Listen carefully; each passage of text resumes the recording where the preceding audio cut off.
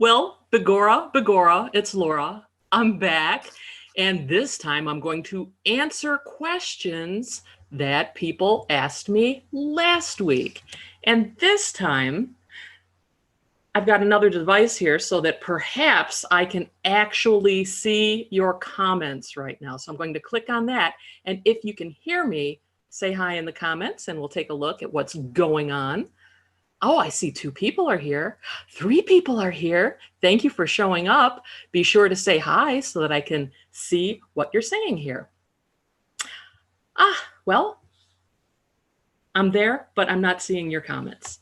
Fine. Like I said, ask questions. At the very least, what I'll be able to do is see them after this show. And that way I can answer them next week, because this time I am going to answer a question that Stella asked me last week. Stella Ologbimi. Not sure if I'm pronouncing your name correctly, but you did ask a really good question about public speaking last week. Oh, I see a reaction. Yay, something's happening. So somebody said thumbs up, they can hear me. Thank you very much. Your name is, let me see if I can say it right, Jamie Arturo Rubio Alonso. Thank you for thumbing it up, letting me know that you can hear me. I really appreciate that. Thank you.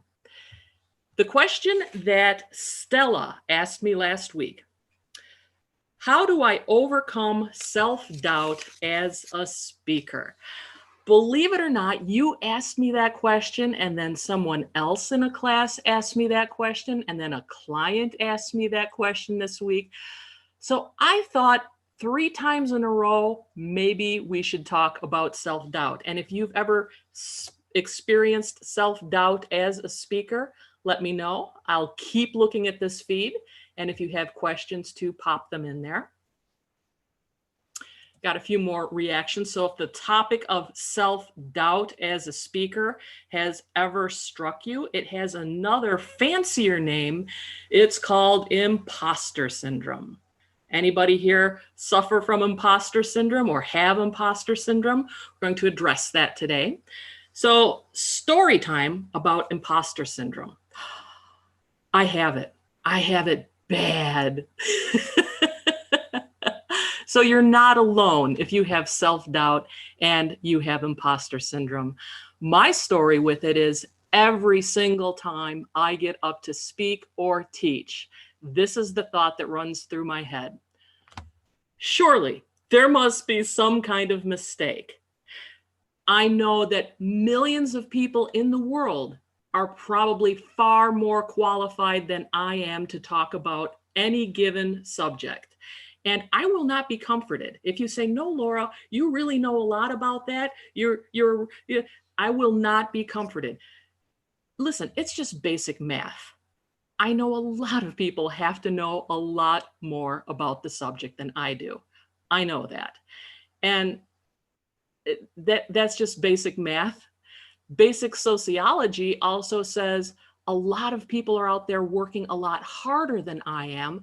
Perhaps they were not born into a family that loved and supported them. Perhaps they were not born into a family or a social system that gave them advantages like that gave me advantages. So there are a lot of people who know a lot more, who work a lot harder than I am. And those are the kind of thoughts that hit my head when I get up to speak. So how do I overcome it? I don't. Here's something I want you to think about. In the mindfulness presentation courses that I have, we talk about being mindful. And one of the meditations and mindfulness exercises that you can do, because this is an inside job of things that are going on in your head that give you that self-doubt or that imposter syndrome, is this: don't overcome your imposter syndrome. Change your relationship with it. I'm going to say that again because that's really important. Don't overcome it. Change your relationship with it. When I started thinking about all the self-doubt and the imposter syndrome that I have, I started thinking, how can it be my friend? How can all that self-doubt and imposter syndrome actually help me be a better speaker? And it turns out there's a lot of ways it can. For example, it inspires me to learn more about my subject matter. I will never stop learning about communication and speaking and teaching. Why? Because I know I'm not the best on it. It makes me seek out other people to collaborate with them. It makes me seek out a lot of books and training materials, people, source materials to talk to. So I will always be learning. That's what my imposter syndrome does for me. It really inspires me to learn more about my subject matter. And if that doesn't inspire you enough about thinking about changing your relationship with it, maybe here's something that could give you just a little bit more comfort.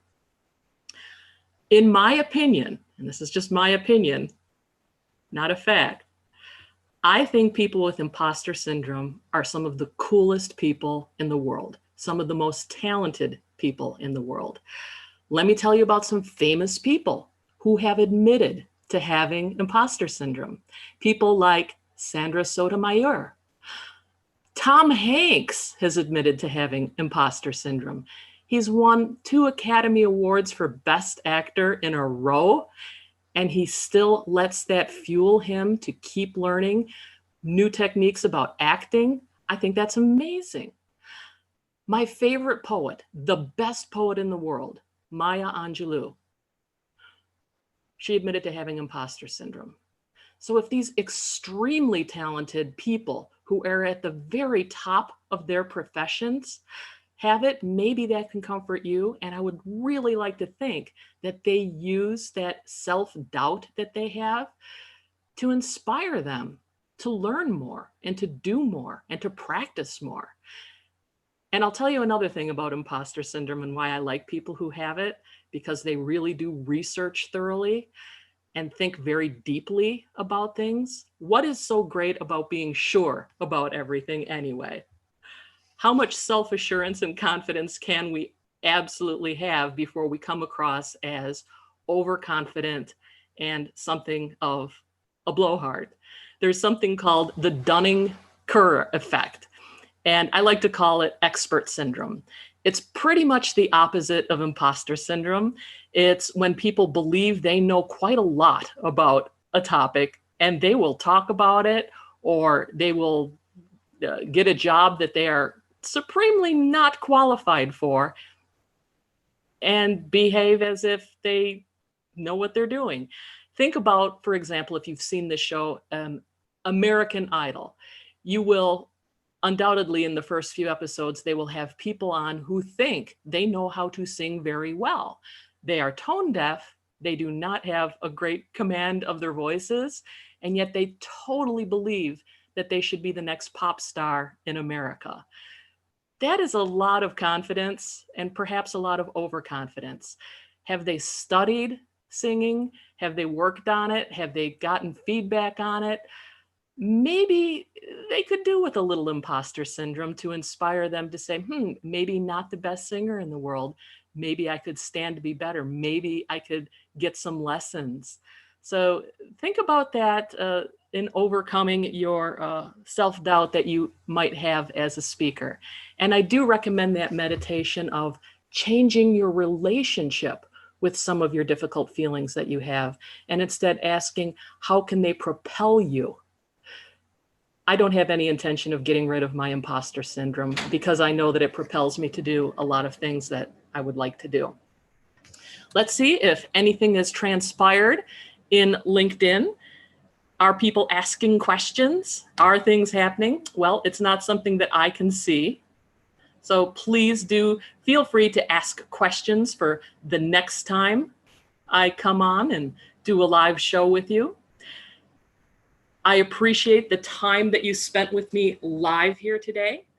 I also want to keep these sessions short. LinkedIn requires that we keep them at least 10 minutes. So I will talk for 10 minutes. I will answer questions.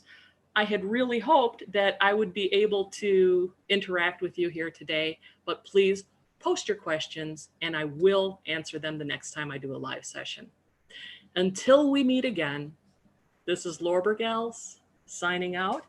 And let's see if I have it here. Oh yeah. That's a wrap.